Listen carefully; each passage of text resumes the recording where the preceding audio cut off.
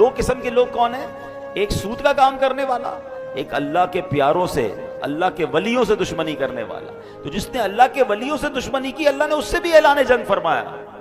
تو آپ دیکھیں جب رب اپنی قدرت کا نظارہ دکھاتا ہے نا، تو نمرود نے خدائی کا دعویٰ کیا تھا، اللہ سے جنگ کی تھی نا، تو اللہ نے اس کو کوئی بہت بڑی چیز سے ہلاک نہیں کیا، اس کو مچھر سے ہلاک کر دیا ہے۔ میرا رب وہ ہے کہ جب وہ چاہے تو اللہ اکبر، پرندے چھوٹے چھوٹے ابابیل جن کے قدموں میں چھوٹے چھوٹے کنکر ہوں، ان سے ہاتھیوں کے لشکر کے پرخچے اڑا دیتا ہے۔ تو اللہ سے کبھی جنگ نہ کیجیے گا۔ بخاری شریف کی حدیث سنیں، حدیث قدسی ہے، اللہ فرماتا ہے من عادى لی ولیا فقد آذنتہ بالحرب، یعنی جو میرے کسی دوست سے دشمنی کرے میں اسے اعلان جنگ دیتا ہوں۔ تو کبھی بھی اللہ والوں سے نہیں لڑنا۔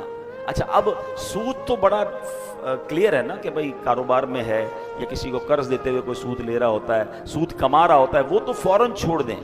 لیکن اللہ کے ولی سے، اللہ کے پیاروں سے دشمنی، یہ تھوڑا سا ٹپیکل معاملہ ہے، کیونکہ ہمیں کیا پتہ اللہ کا کون کون پیارا ہے۔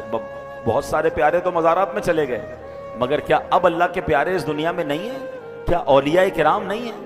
اللہ اکبر، یہ یاد رکھنا ہوگا کہ اللہ نے اپنے ولیوں کو اپنے بندوں میں چھپا کے رکھا ہے۔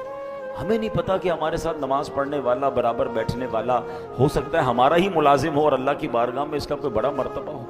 تو اس کا مطلب یہ ہے کہ ہمیں سب سے پیار سے بات کرنی ہے۔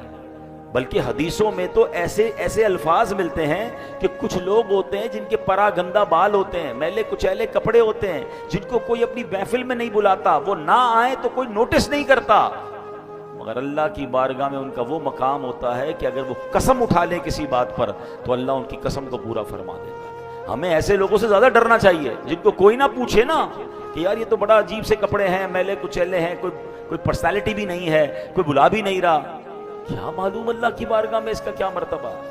تو آلویز سب کے ساتھ پیار سے، عزت سے، اس ڈر سے رہیں کہ اگر